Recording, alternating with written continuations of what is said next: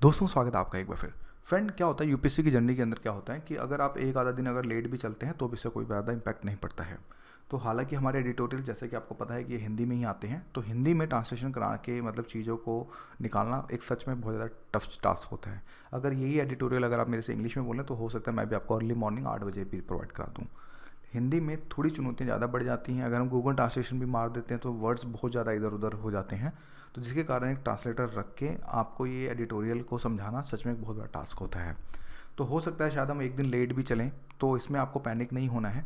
लेकिन बस यही मैं बोलूँगा कि हम डेली बेसिस पे हम एडिटोरियल का एनालिसिस करेंगे, ताकि आपको बहुत ज़्यादा दो मतलब कि कह सकते हैं काफ़ी ज़्यादा जो मतलब बेसिकली फ़ायदा हो।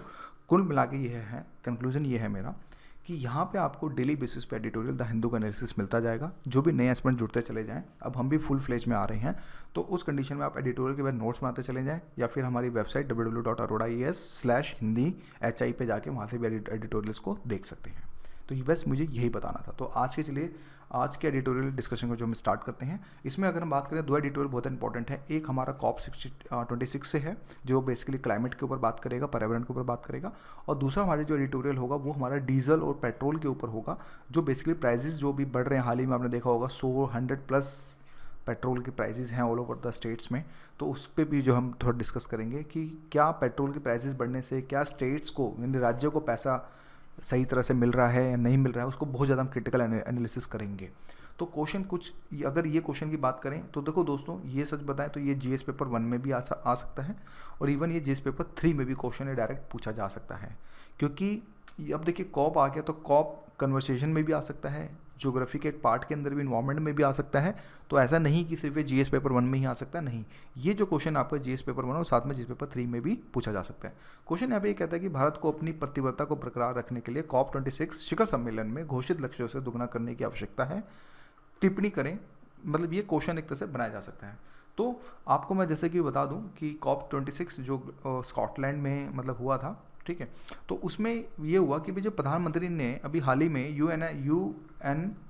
UNFCCC के अंदर अगर बात करें 26 जो हमारा हुआ था, ठीक है, तो इसमें 5 अमृत तत्व की जो घोषणा करी गई है, 5 अमृत बोलो या फिर 5 अमृत तत्व बोलो, कुछ भी बोल सकते हो। तो 5 तत्वों की जो बेसिकली हमारे प्रधानमंत्री मोदी जी ने जो है बेसिकली इन्वायरमेंट को काउंटर करने के लिए, मतलब इन्वायरमेंट को बचाने के लिए 5 तत्व जो है बताए गए थे। तो हो सकता है यूपीएससी यहाँ से फॉर 2022 के बच्चों 2021 के बच्चों के लिए यहाँ से क्वेश्चन जो है बेसिकली बनाए जा सकते हैं। ये 5 लक्ष्य क्या हैं? इन्होंने ये बोला कि पहला, भारत अपनी गैर जीवाश्म ऊर्जा क्षमता का 2030 तक 500 गीगावाट तक लाएगा। पहले ये समझते हैं भाई, गैर जीवाश्म दोस्तों वो चीज़ें होती हैं जिसके अंदर जैसे कि आप बोलें कोयला हो गया। जैसे देखो, जीवाश्म का मतलब होता है, जीवाश्म ईंधन मतलब जो चीज़ें मतलब जैसे बन रही हैं, जैसे कि कोयला हो गया, जो एक बार में ख़त्म होकर हो गए तो उनका दोबारा रिप्रोडक्शन नहीं हो सकता, तो उसको हम जीवाश्म ईंधन बोलते हैं। तो जीवाश्म का मतलब ये कोयल हो गया, पेट्रोलियम हो गया, ये सारे क्या हैं? ये बेसिकली पेट्रोलियम के आगे जाके पेट्रोल बनता है, डीजल बनता है, केरोसिन बनता है, वैक्स बनता है, वो एक अलग कहानी, हम उस पर नहीं जा रहे। लेकिन जीवाश्म का मतलब ये होता है कि एक बार चीज़ें अगर ख़त्म हो गई तो उसको दोबारा रिप्रोड्यूस नहीं किया जा सकता किसी भी कीमत पर, मतलब उसको बहुत सारा टाइम लगता है। तो गैर जीवाश्म का मतलब हो गया जैसे कि आपकी लाइक फॉर एग्जांपल अगर हम बात करें तो इसके अंदर जैसे कि सन एनर्जी हो गई, विंड एनर्जी हो गई, मतलब तो इस तरह की चीज़ों को जो हम गैर जीवाश्म बोलते हैं। तो इसमें ये हुआ कि 2030 तक 500 गीगावाट का जो है बेसिकली जो है लक्ष्य रखा गया है। 500 गीगावाट, देखो अब ऐसे समझना, 500 गीगावाट दोस्तों बहुत ज़्यादा होता है। आप ये समझें कि दिल्ली जैसी सिटी को मेरे हिसाब से, जहाँ तक मुझे अंदाज़ा है, 5 to 7 गीगावाट में काम हो जाता है। पूरी दिल्ली को इलेक्ट्रिसिटी अगर देनी है तो 5 से 7 गीगावाट के अंदर काम चल जाता है। अब आप इससे अंदाज़ा लगा सकते हो, पूरी दिल्ली की मैं बात कर रहा हूँ। तो आप, आई होप आप अब इस कंसेप्ट को समझ पाएँ, ठीक है। मैं प्रैक्टिकल वे में ज़्यादा बिलीव रखता हूँ। तो 2030 तक अगर बात करें तो भारत अपनी ऊर्जा आवश्यकता 50% नवीनीकरण ऊर्जा के माध्यम से पूरा करेगा। यानी कि इन्होंने ये भी टारगेट्स लिखे जो बेसिकली मेंस के लिए बहुत ज़्यादा इंपॉर्टेंट है, और आपको बहुत ज़्यादा आपको स्लाइटली इस पर नज़र बना के रखनी पड़ेगी। और सच में ये बहुत बड़ा और मतलब बहुत इंपॉर्टेंट एडिटोरियल भी है। तो उसमें ये लक्ष्य आपको कहीं भी आप किसी भी टॉपिक में इधर उधर से भी आप डायमेंशन में डाल सकते हैं। तो 2030 तक भारत अपनी ऊर्जा आवश्यकता 50% जो नवीनीकरण ऊर्जा के माध्यम से जो बेसिकली पूरा करेगा। साथ में भारत अब से 2030 तक अपने शुद्ध अनुमानित कार्बन उत्सर्जन का 1 बिलियन टन की कटौती भी करेगा। तो कहीं ना कहीं जो कार्बन, जैसे जीवाश्म ईंधन से जब कार्बन जो है आपका उत्पादन होता है तो उससे इन्वायरमेंट में जो है गर्माहट पैदा होती है। जब इन्वायरमेंट गर्म होगा तो हमारे ग्लेशियर्स पिघलने लग जाएंगे, जिससे तापमान हमारा मतलब समुद्र स्तर का जो मतलब पानी है वो समुद्र में आ जाएंगे, जो ग्लेशियर से पिघले हुए बर्फ़ सारे वो समुद्र में मिल जाएंगे, जिससे हमारा जो अगर बात करें सी लेवल राइज हो जाएगा। और जैसे आसपास के जो कोस्टल एरिया हैं जैसे कि मालदीव्स हो गया, सबसे ज़्यादा खतरा मालदीव्स के ऊपर भी बढ़ता जा रहा है, तो ऐसे देश जो है मतलब जनमंगन जो है हो जाएंगे। तो उस कंडीशन में ये 5 लक्ष्य जो है बताए गए, जिसमें पहला आपका ये रहा, दूसरा आपका ये रहा, तीसरा आपका, चौथा इन्होंने ये बोला 2030 तक अपनी अर्थव्यवस्था की कार्बन तीव्रता को 45% तक अधिक मतलब कम दर करेगा। जो भी कार्बन की जो तीव्रता चल रही है, यानी कि कार्बन जो अभी ट्रेंड जो चल रहा है कार्बन प्रोडक्शन का, तो उसमें जो है 45% की मतलब कि 45% की जो है बेसिकली जो है कमी लाने की जो यहाँ पे कोशिश करेगा। और 2070 तक भारत नेट जीरो के लक्ष्य को प्राप्त करेगा। नेट जीरो का मतलब ये हो गया कि 2070 तक हम एक ऐसी स्टेज पे पहुंच जाएंगे जहाँ पर हम कार्बन उत्सर्जन बिल्कुल शून्य कर देंगे, जो कार्बन जो उत्सर्जन है उसको जो है बेसिकली शून्य कर देंगे। तो ये लक्ष्य आपको हमेशा मतलब कि जो अगर बात करें तो आपको हमेशा से समझने पड़ेंगे। फिर इसके बाद इन लक्ष्यों से 5 लक्ष्यों का महत्व क्या होगा।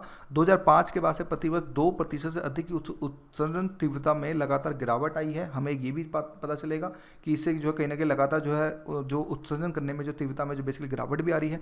दूसरा, भारत 2030 तक हाल ही में घोषित 1 अरब टन के उत्सर्जन में कमी के लक्ष्य को आसानी से भी हासिल कर सकता है। तो इस घोषणा से ये भी हमें फायदा चलेगा, जो मतलब कि जो हम उत्सर्जन में जो कमी ला रहे हैं तो उसको भी जो है 2030 तक, यानी कि अगर हम बात करें 2030 तक जो बेसिकली इसको जो है प्राप्त भी जो है बेसिकली किया जा सकता है। इसके बाद इसके मुद्दे क्या क्या है, इस एडिटोरियल में डायरेक्ट मैं टू द पॉइंट बात कर रहा हूँ। आखिर 5 लक्ष्यों को प्राप्त करने में चुनौतियां क्या क्या हो सकती हैं। तो मैं एक आपको ये भी चीज़ बता दूं कि भारत ने 2030 तक वनों की कटाई को समाप्त करने से जो मतलब कि 2030 तक में जो वनों की जो कटाई थी बेसिकली, तो उसमें से अपना जो है नाम बेसिकली वापस ले लिया है कि मतलब एक ऐसा मतलब कन्वेंशन स्टार्ट किया गया कि ठीक है भाई वो देश शामिल किए जाएंगे जो वनों की कटाई को मतलब रोकेंगे। लेकिन भारत ने वहाँ से अपना नाम जो है बिल्कुल वापस कर लिया है। बात बोल रहा है नहीं, हमारे देश में हमारी इकोनॉमी अभी इतनी डेवलप नहीं है, तो हो सकता है कि आपको पता हमें थोड़ा बहुत वन काटने भी पड़ जाए, तो उस कंडीशन में वनों की कटाई से नाम वापस ले ले। तो ये सच में एक पर्यावरण को बचाने के प्रयास में एक बहुत बड़ा जो है हर्डल जो हमें जो है देखने को मिलता है। फिर भारत में उत्सर्जन को कम करने के लिए 100 से अधिक देशों द्वारा वैश्विक मीथेन प्रतिबद्धता में भी शामिल नहीं हुआ। मीथेन की प्रतिबद्धता में भी ये भारत जो है शामिल नहीं हुआ। साथ में भारत के वादों में वनों प्लस वृक्षों के लिए एनडीसी लक्ष्यों का भी उल्लेख यहाँ पे नहीं किया। जो हमारे नेशनल एनडीसी जो लक्ष्य हैं हमारे, जो हमारे हम बात करें एनडीसी जो हमारे लक्ष्य हैं, उसमें भी जो भारत ने कोई प्रतिबद्धता नहीं दिखाई। जो हमारे नेशनल डिटरमेंट मतलब कि हमारे लक्ष्य हैं उसमें भी मतलब कि बेसिकली नहीं दिखाई, जिसके कारण बोल सकते हैं भारत कहीं ना कहीं फिसलता हुआ हमें जो है इस मुद्दों से जो हमें देखने को मिल रहा है। फिर अन्य चुनौतियों में अगर हम बात करें तो भारत सरकार ने वर्ष 2022 तक 175 गीगावाट नवीनीकरण ऊर्जा क्षमता स्थापित करने का जो लक्ष्य रखा गया है, इसमें भी एक बहुत बड़ी चुनौती है कि इसको भी, इन लक्ष्यों को अभी तक जो है बेसिकली पाया नहीं जा चुका है। फिर CEA एक संस्था है, मतलब आप बोल सकते हैं रिपोर्ट्स की ये आई है कि 2029-2030 तक 525 गीगावाट अगर भारत प्रोड्यूस करता है तो उसके अंदर 64% यानी 64% के आसपास जो ईंधन होगा वो गैर जीवाश्म ईंधन होगा। तो इस कंडीशन में भी ये भी एक अनुमान जो है लगाया जाता है, जिसके कारण ये बहुत सारी मुश्किलें जो है भारत को जो है बेसिकली जो है देखने को मिलती हैं। फिर आगे के रास्ते में देखो दोस्तों, ये हो सकता है कि भारत को राष्ट्रों के बीच समानता पर बातचीत हो, मतलब कि वे फॉरवर्ड, मतलब आगे का क्या एक निष्कर्ष यानी कि कंक्लूजन हो, कैसे इस चीज़ों को जो है सॉल्व किया जा सकता है इन फ्यूचर में। तो अब भारत को राष्ट्र के बीच समानता पर बातचीत का समर्थन करना चाहिए। समानता को लेके कि भाई अब भारत की अपनी एक प्रॉब्लम है, तो ऐसा नहीं कि अमीर देशों को कम करेंगे, गरीब देश ज़्यादा मतलब कटौती करेंगे। तो इस चीज़ को समानता को भी जो है मतलब कि बेसिकली जो है रोका जा सकता है। भारत में परिवर्तनकारी निम्न कार्बन भविष्य में और अधिक पहलू इसमें शामिल होने चाहिए। साथ में बिजली या ईंधन सेल वाहनों की त्वरित तैनाती को तेज़ी से कमी के साथ साथ मतलब जाना चाहिए। जो बिजली जो ठीक है, तो इस केस में ये सारी चीज़ें हो गई हैं। फिर अनिवार्य हरित निर्माण कोड के माध्यम से कार्बन लॉक इन प्लस ऊर्जा उपयोग को कम करने की आवश्यकता है। और अपशिष्ट वस्तुओं प्लस सामग्री को रोजगार गहन पुनर्चक्रण को बढ़ावा देने की आवश्यकता है। लचीली जो हमारे द्वीपीय राज्य जो कोस्टल जैसे कि अंडमान निकोबार हो गया, इन जैसे अवसंरचनाओं पे भी भारत को अब कुछ ना कुछ वहाँ पे ग्रीन टाइप की एनर्जी को जो काफ़ी ज़्यादा जो शुरुआत यहाँ पे जो बेसिकली करनी चाहिए। फिर नेक्स्ट एडिटोरियल की दोस्तों अगर बात होती है, इसमें ये बोलते हैं कि भारत में पेट्रोल और डीजल की कीमतों में योगदान करने के लिए विभिन्न शुल्क क्या हैं। साथ में भारत में इन उत्पादकों को भारी कर लगाने का औचित्य का प्रशिक्षण कीजिए। देखो कंटेस्ट समझते हैं। कंटेस्ट ये है कि अभी सरकार मतलब काफ़ी ज़्यादा पेट्रोल और एक्साइज ड्यूटी पे जो है काफ़ी ज़्यादा तेल मतलब पेट्रोल और डीजल पे काफ़ी ज़्यादा प्राइसेस हाई हो रहे हैं। ठीक है। गवर्नमेंट ये कहते हैं कि भाई हमारे इंटरनेशनली रेट जुड़े हुए हैं और हमें मतलब लाइक हम भी इसमें कुछ नहीं कर सकते, जैसे जैसे इंटरनेशनल रेट बढ़ते चले जाएंगे वैसे वैसे हमें भी प्राइजेस बढ़ेंगे। ठीक है, बात सही है।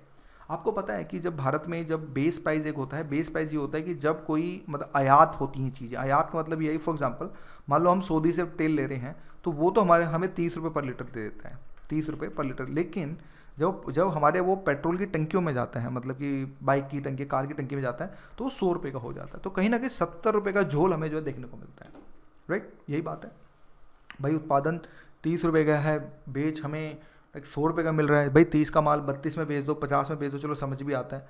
आप इतना ज़्यादा बेच रहे हैं तो उस कंडीशन में हमें इस झोल को भी समझना पड़ेगा। दूसरा हमें ये भी समझना पड़ेगा कि आखिर ऐसे क्या इश्यूज़ हैं, तो उस चीज़ को हम इस कंटेस्ट में समझाने की मैं कोशिश करूँगा। साथ में सरचार्ज क्या होता है, सेस क्या होता है, इस चीज़ को भी थोड़ा सा समझने की, जो हम टैक्सेस क्या क्या होते हैं, तो एक बेसिक से, ताकि एक बेसिक बच्चा भी जो है इस चीज़ को समझ सके, तो उस चीज़ को जो हम समझने की यहाँ पे कोशिश करते हैं। देखो समाचार में क्यों है, केंद्र सरकार ने भी हाल ही में दिवाली की जो पूर्व संध्या पर अगर हम बात करें, पेट्रोल और डीजल में मान के चलो, पेट्रोल में यार 5 रुपये कम कर दिए और डीजल में 10 रुपये कम कर दिए। एक अलादीन का चिराग दे दिया, पहले बढ़ा दो, 50 रुपये बढ़ा दो, 5 रुपये घटा दो, तो बढ़ाने पे तो शोर नहीं होगा, घटाने पे ज़्यादा शोर होता है। तो ये खैर वो एक अलग कहानी है। तो देखो फ्यूल इकोनॉमी के बारे में यहाँ से अगर हम समझें, तो अगर फॉर एग्जांपल अगर मान लो 86 रुपये का तेल अगर हमारे देश में मिल रहा है, वैसे तो मिल नहीं रहा अभी, मैं एक बात बता रहा हूँ जैसे एक कंटेस्ट के ऊपर, जिसमें से 29 रुपये 34 रुपये तो बेस प्राइस है कि जो आयात करने में चार्जेस मतलब है, जो उस तेल की कीमत है। फिर फ्रेट चार्जेस भी होते हैं जिसमें 37 पैसे जो है उसको लाने का खर्चा होता है। फिर 29.71 सरकार का, और आप बोल सकते हैं मतलब कि इसमें price charge to be dealer, जो डीलर से मतलब जो भी स्पेशली अगर हम बात करें, तो अगर हम बोलें तो इसमें टोटल मिला के ये चार्ज जो है इसमें दिया जाता है। टोटल मिला के आपका ये वाला चार्ज हो गया, ये वाला, इसको और हम इसको अगर हम बता दें तो ये चार्ज हो गया। फिर यहाँ पे एक्साइज ड्यूटी लगती है दोस्तों, यहाँ पे एक्साइज ड्यूटी ये सेंट्रल गवर्नमेंट लगाती है, ठीक है। सेंट्रल गवर्नमेंट एक्साइज ड्यूटी माने उत्पाद शुल्क जिसको हम कह सकते हैं, ठीक है। फिर डीलर की कमीशन भी इसमें जुड़ी होती है, एक एवरेज 3 रुपये 69 पैसे कि भाई पेट्रोल पंप वाले भी तो है ना, आपको पता होगा पेट्रोल पंप वाले भी तो अपनी लेबर रखते हैं और साथ में जो वो पेट्रोल भरते हैं, ये सारी चीज़ें करते हैं, तो उसमें भी बेसिकली ये सारी चीज़ें हमें देखने को मिलती हैं। और फिर इसके बाद इस पर सरकार जो है स्टेट गवर्नमेंट है वो भी कुछ ना कुछ अपना थोड़ा बहुत 19 रुपये 20 रुपये का मतलब कि कहने मतलब टैक्स लगाती है, और उसके बाद फिर जाके फाइनल प्राइस हमें ये जो हमें देखने को मिलता है। फिर इसके बाद अगर हम बात करें तो उपकर के बारे पहले हम थोड़ा सा समझते हैं सेस को, सेस क्या होता है और सरचार्ज क्या होता है। देखो दोस्तों आपको पता है एक टैक्स होता है, टैक्स का मतलब ये होता है, आप ऐसे मैं बिल्कुल सिंपल लैंग्वेज समझाऊंगा ताकि आपको कन्फ्यूजन ना हो, मैं इकोनॉमिक लैंग्वेज में नहीं जाऊंगा कि इसका उद्धार किस पे पड़ता है, ये पड़ता है, जैसे सिंपल लैंग्वेज समझते हैं। यार मान लो अगर आप हैं पैसा कमा रहे हो, मान लो 100 रुपये कमाया, लेकिन गवर्नमेंट कहती है भैया 100 रुपये का 10% आपको हमें जो टैक्स देना पड़ेगा। भाई सरकार कैसे चलेगी, हमारे जैसे लोगों से पैसे लेके चलती है। तो उस कंडीशन में क्या हुआ, अगर आपने 100 रुपये कमाए तो 90 रुपये आपने अपनी जेब में रख लिया और 10 रुपये आपने टैक्स दे दिया। ये तो हो गया बिल्कुल सिंपल सा टैक्स, जिसको हम इनकम टैक्स कहते हैं, ठीक है। इसी में फिर हमारा एक सेस आ जाता है, दो बढ़ाते हैं, एक सेस आता है और एक हमारा सरचार्ज आता है, ठीक है। सेस का मतलब यहाँ पे ये होता है दोस्तों, फॉर एग्जांपल किसी चीज़ के लिए मान लीजिए, फॉर एग्जांपल मान लो सरकार बोलती है कि भाई ठीक है हम क्या हैं कि हम बेटी बचाओ बेटी पढ़ाओ आंदोलन हमने चला रखा है, उसके लिए भी हमें कुछ पैसे चाहिए होते हैं। तो उस पर क्या होगा, वो ये बोलेंगे कि भाई ठीक है 2% आपको जो है आपको सेस देना पड़ेगा बेटी बचाओ बेटी पढ़ाओ के लिए। ये बोलते हैं कि अगर बेटी बचाओ बेटी पढ़ाओ अभियान अगर आपके राज्य में चल रहा है तो उसके लिए आपको 2% टैक्स देना पड़ेगा। तो उस कंडीशन में क्या हुआ, मान लो आपने 100 रुपये कमाए, पहले 90 रुपये रखे, लेकिन अब गवर्नमेंट कहती है कि 2 रुपये का सेस भी देना पड़ेगा। तो उस कंडीशन में 2 रुपये आपसे और ले लिए, यानी कि आपको मिला के 88 रुपये आपकी जेब में हो गए। गवर्नमेंट को पहले 10 रुपये मिले, अब उसको 2 रुपये और मिल गए, यानी गवर्नमेंट के बाद 12 रुपये हो गए, ठीक है। समझ आया सेस का, बिल्कुल सिंपल लैंग्वेज में समझा रहा हूँ, जो मतलब एक मतलब जो है सिंपल लैंग्वेज का। ये अगर ये उद्देश्य खत्म हो गए तो सेस खत्म हो जाएगा। एक चीज़ और, अगर मान लो बेटी बचाओ बेटी पढ़ाओ गवर्नमेंट कहती है कि नहीं भाई काम बहुत बढ़िया हुआ है, मज़ा आ गया, लड़कियों की मतलब की तादाद बढ़ गई, तो अब इसको हम खत्म कर रहे हैं इस अभियान को, तो उस कंडीशन में फिर आपका सेस खत्म हो जाएगा। तो उस कंडीशन में फिर आपको 90 रुपये देने पड़ेंगे, ना कि 88 मतलब कि 88 रुपीज़।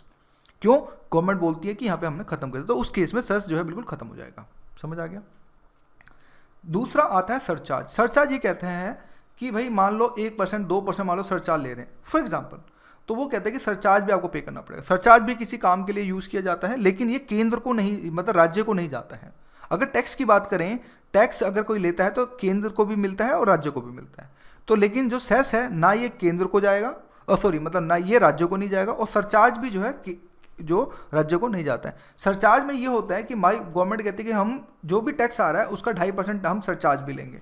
तो इस यानी कि इस 12 रुपये का 2.5%, इस 12 रुपये का 2.5% कुछ मान के चलो 50 पैसे बनेगा, तो ये इसमें ऐड हो जाएगा और ये आपकी जेब से काटा जाएगा। सरचार्ज भी आपकी जेब से काटा जाएगा। तो आपके पास मान के चलो 87.50 पैसे ये आपके पास हो गया, रेस्ट पैसा आप गवर्नमेंट पास चला गया।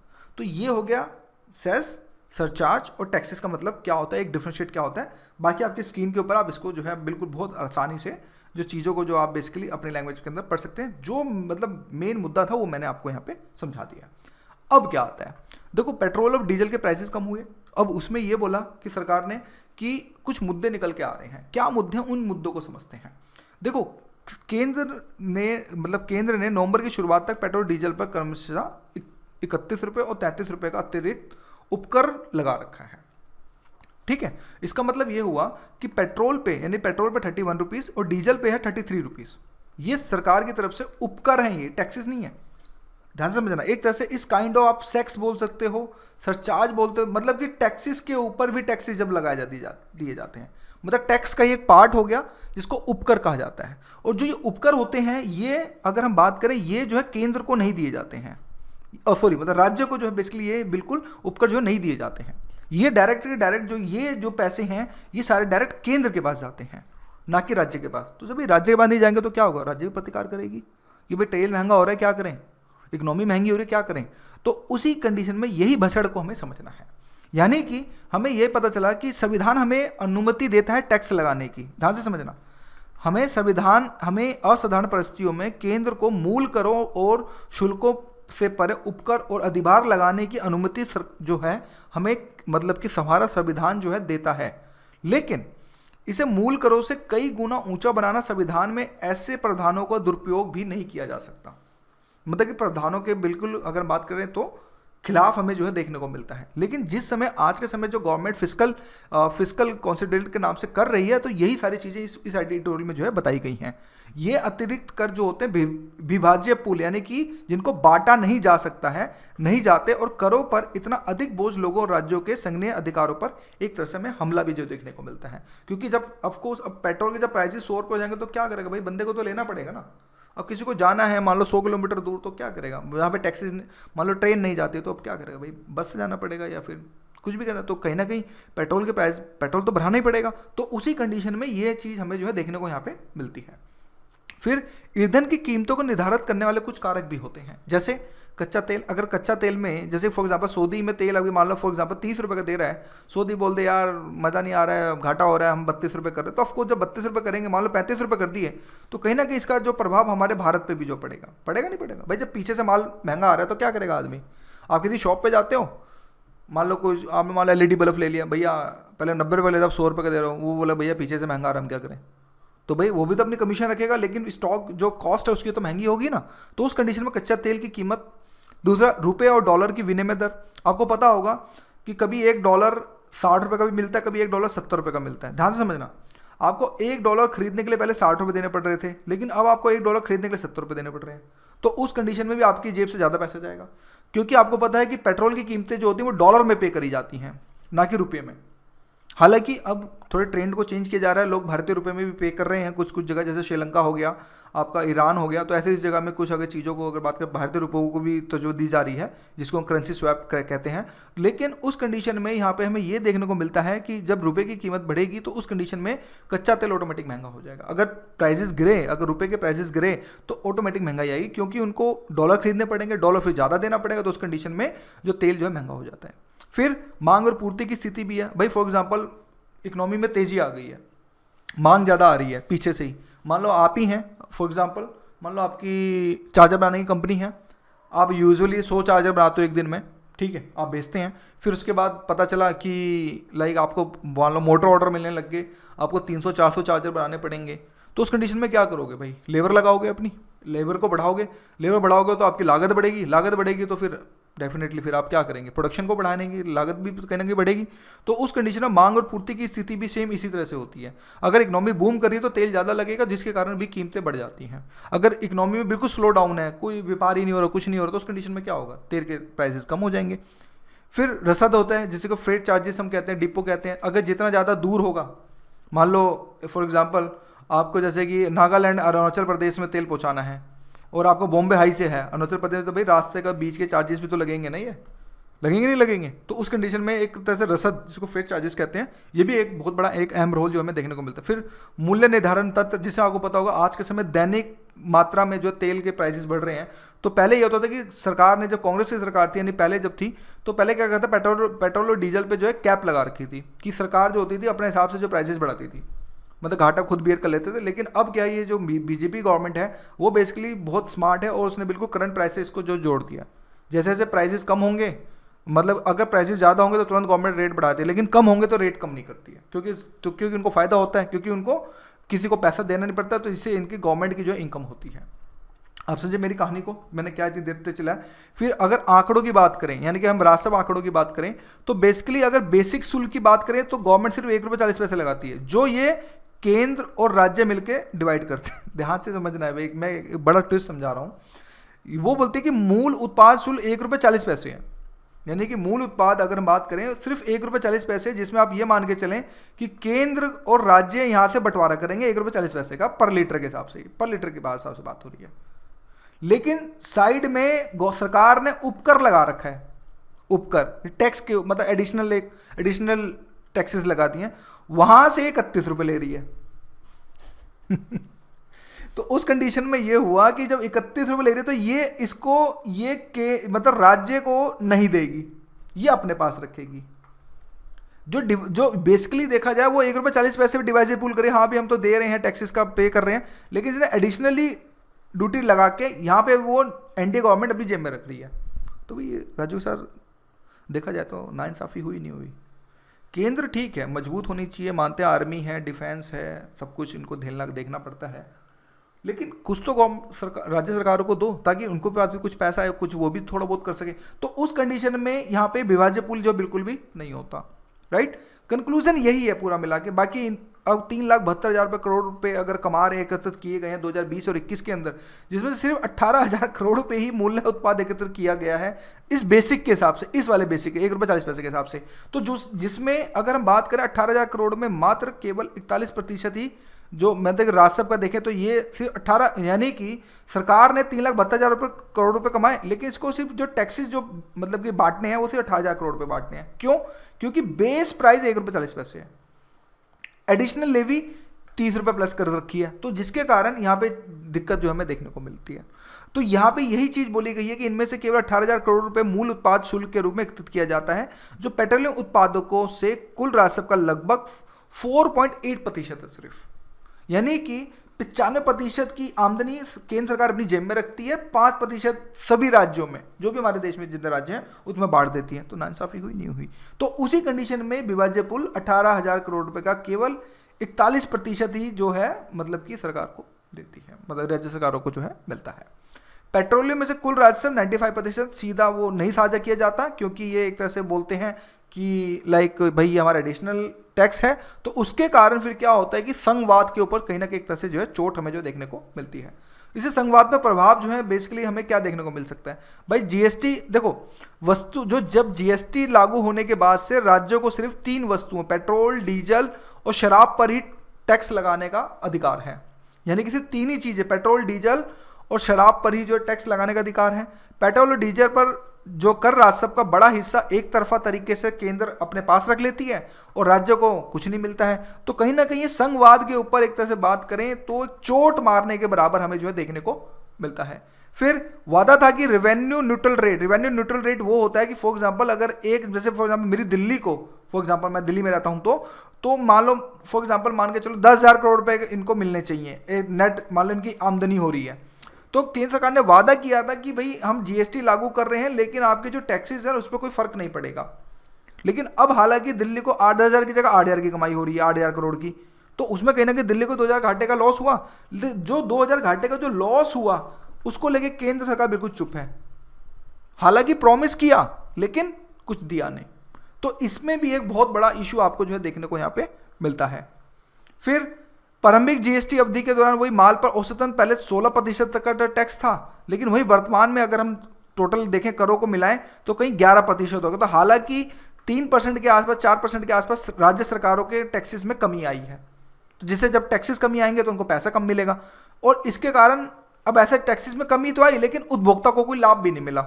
यानी कि 3% कम हो गया तो चलो टैक्सेस भी कम हो गए तो उपभोक्ता को भी फायदा हुआ, नहीं, ऐसा भी कुछ नहीं हुआ, जिसके कारण महंगाई भी बढ़ती चली गई।